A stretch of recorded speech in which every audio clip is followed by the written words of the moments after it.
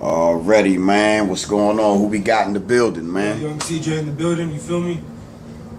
How you get the name? Young CJ shit.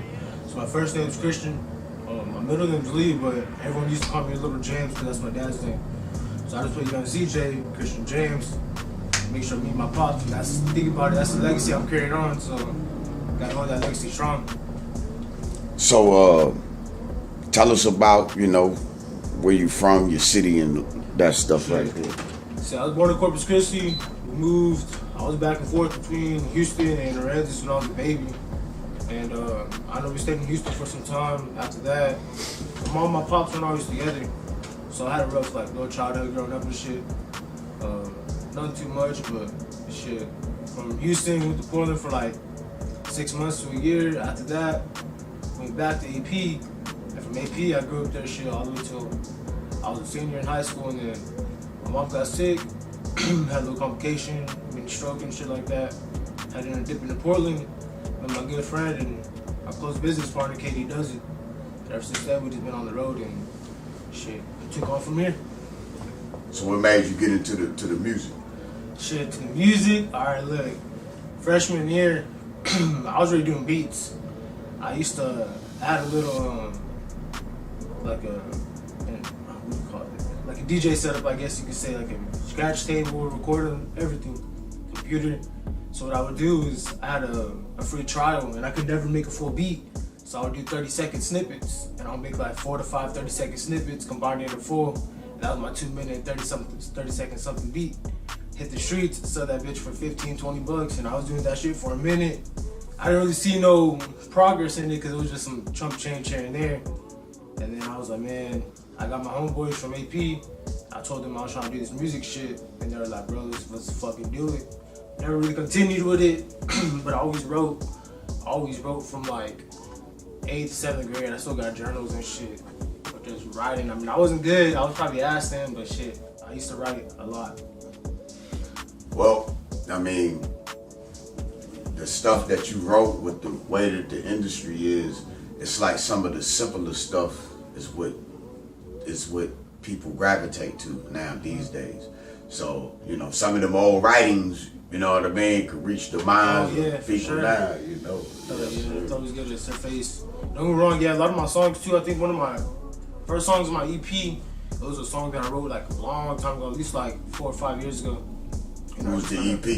My EP is called The Birth of Fat Boy. When I first started, my name was Fat Boy Chris, because in the streets and shit like that, my homies, they used to call me Fat Boy. And I just kind of carried that name for a while, then I realized it wasn't really no business, no professional in that name, and I decided to take a drift, turn professional, and get my shit together. Okay. So who is some of the people local or whatever that you had worked with? So when I first started, I started at Zep Productions. I met basically the basic everyone's there, like Chuck Diamond. He was a big influence on me. If it wasn't for him, I probably wouldn't even know how to fucking break down and actually write a song. Spaz the Demon was another person too. Check him out on all platforms, same with Chuck Diamond. Katie Does It, and FOSZ, that's it. So if you had $1 million right now, what would be your first investment? First investment is getting my mom's out of my auntie's crib. That's the first thing I'm doing. Get my mom's out of my aunt's crib. After that, I probably even open up a barbershop, work there, because I do got my barber certificate. I'm actually getting my barber license soon. And then probably open a restaurant. Sounds smart.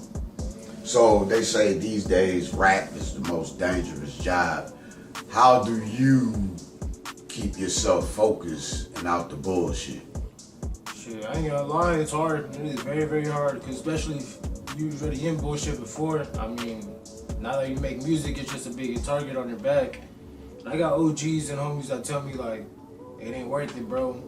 You got so much shit going on, what's the point of going back and fucking up? When you doing shows, when you doing concerts, when you try to make money, there's no point in fucking it up. So then, a lot of my homies, they keep me on a swivel, straight path, and just tell me to keep going with it. So in the days, promotions and stuff like that, How do you feel the best way to promote? No one's gonna promote you than yourself, straight up. So I say flyers, merch, all social media, Facebook, Snapchat, Instagram, Twitter, whatever, etc. That's the best way to promote yourself. Hitting up gas station, I've seen that shit, store to store, door to door, it works. So if you wanted to deal with a major label, who would you have come to mind? Who was your first idea to come to mind? Major label. Right now I'm moving independently, but if I want to go major, I'd probably say Atlantic. There's Columbia, there's Interscope. Shit. If y'all really trying to get there, then whoever has the best deal to me.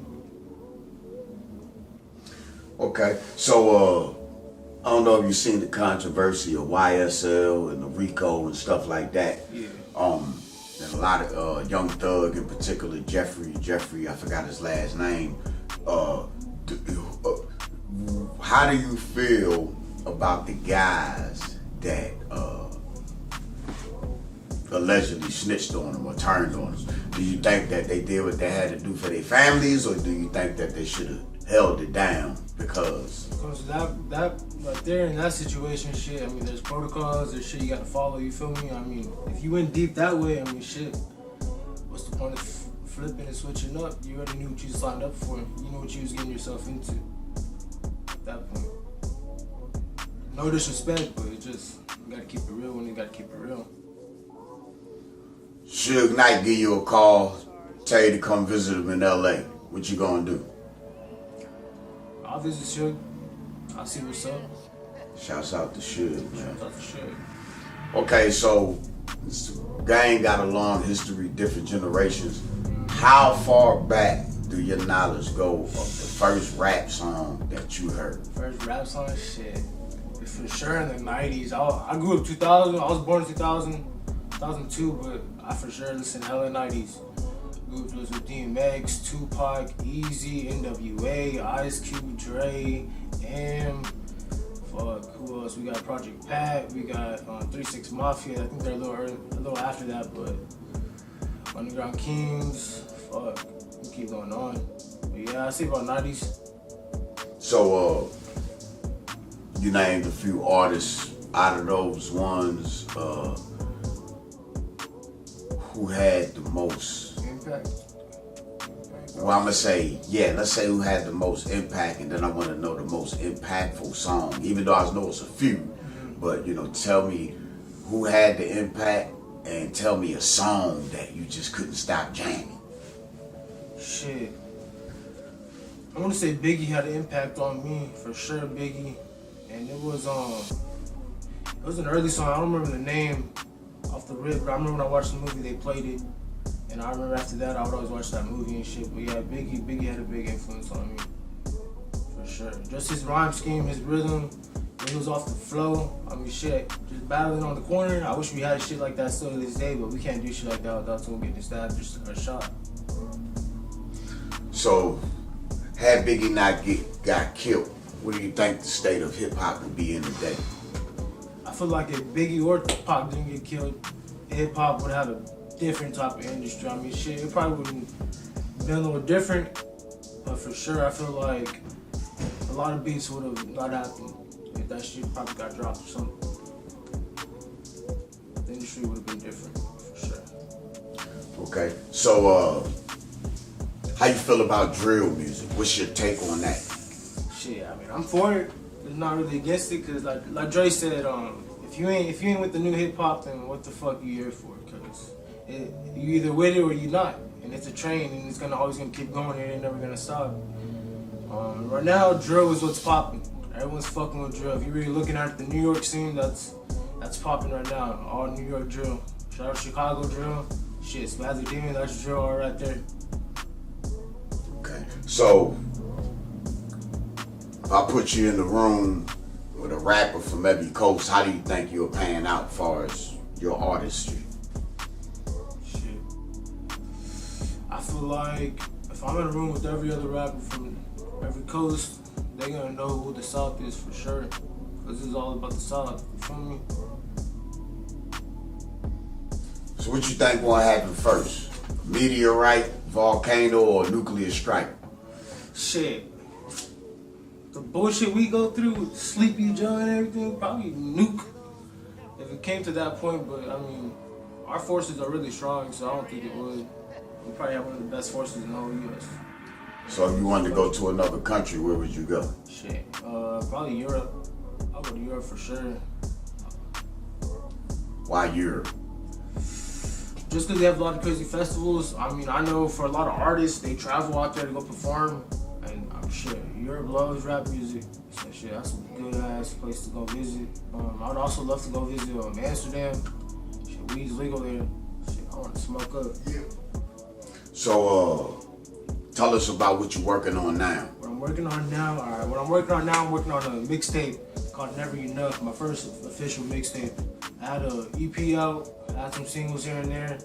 This past year, I just been working on getting shows. I got some music videos in the vault. And yeah, this mixtape, Never Enough, is coming out soon. Okay. So, how do the world get in touch with you? Shit. Instagram, The Real Chris, 45_MBM. Snapchat, Young CJ. Facebook, Chris Nanias, aka Young CJ. And yeah, from then on, it's just Young CJ. Okay. So, if you had to be an animal, what would you be? I'll be a cheetah. Cheetah's fast. Yeah. Not only that, they climb. They like to stalk the prey. They're real smart. Okay, so I got a little segment I do called Side Jobs. What was your roughest job you've ever had? My roughest job? Shit. I want to say about like 2 years ago, I went to go work with my aunt. She did a little landscaping shit. That shit was easy, but the hard part was we had to go to Puerto Regis and they had these big ass condos. And we have an extension ladder, and no harness, no nothing. You up on that bitch with a Windex, a razor, and a rag. And that extension ladder about like 35 feet to 45 feet. And yeah, one slip, you fucked.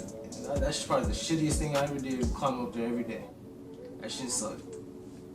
Okay, so if you had to give a word of advice to anybody coming up in your position, what would you tell them? Do you, bro. Don't worry about what no one says, because everyone's going to talk, no matter if you're big, you're small, underground, not known. There's always going to be haters, there's always going to be talkers.